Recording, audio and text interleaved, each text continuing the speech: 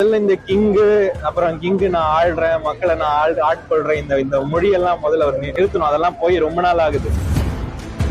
நீங்க நல்ல அரசியல் செய்யுங்க, மக்களுக்கு நல்ல விஷயம் செய்யுங்க, அதுக்கான வரவேற்புகள் உண்டு. இனிமே யாரையும் மக்கள் வந்து கிங்கா மாத்திட்டுலாம் இருக்க போறது இல்ல, நல்ல பப்ளிக் சேவகனா மாத்துறதுக்கான முயற்சிகள் உண்டு. அதனால இன்னைக்கு அவர்களுடைய பேச்சுக்களும் வந்து எக்ஸ்ட்ரீமா இருக்கும் இனிமே.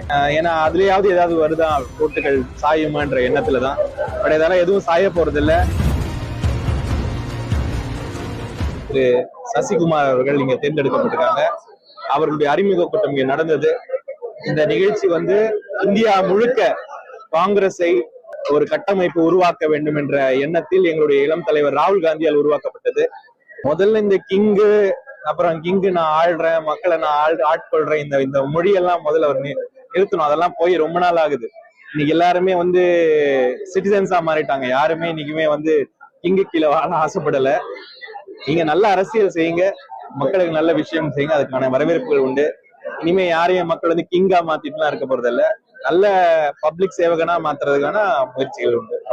இன்னைக்கு வந்து அவர்கள் எதிர்பார்த்த எல்லா விஷயங்களும் தோல்விதான்.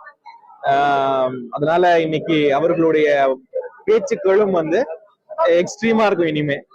ஏன்னா அதுலயாவது ஏதாவது வருதா, ஓட்டுகள் சாயுமான்ற எண்ணத்துலதான். பட் இதெல்லாம் எதுவும் சாய போறது இல்ல.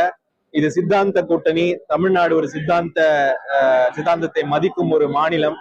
இங்க வந்து கண்டிப்பாக தமிழர்கள், தமிழ் மக்கள் வந்து ரொம்ப கிளியரா பாத்துருவாங்க என்ன விஷயம். ஹிந்தியையும் சமஸ்கிருதத்தையும் எல்லா இடத்துலயும் புகுத்துற ஒரு விஷயம் தான் நடந்துட்டு இருக்கு.